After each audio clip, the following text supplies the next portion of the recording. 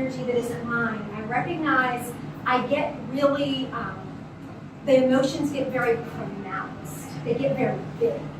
So if I just feel, oh, really, angry and irritated, then I have to go, wait a minute, whose is this, right? Or if sadness, like if I wake up and I'm like, oh God, what's today? I don't know.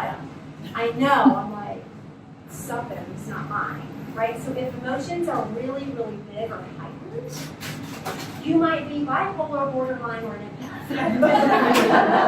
Maybe all three.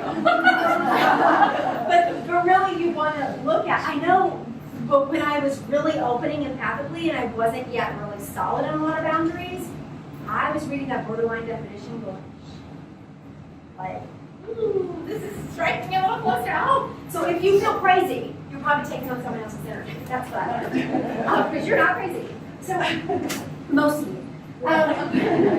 So if your emotions get really big and really pronounced, and something just feels really, or really sad, or over the top, start looking around at what else you're feeling.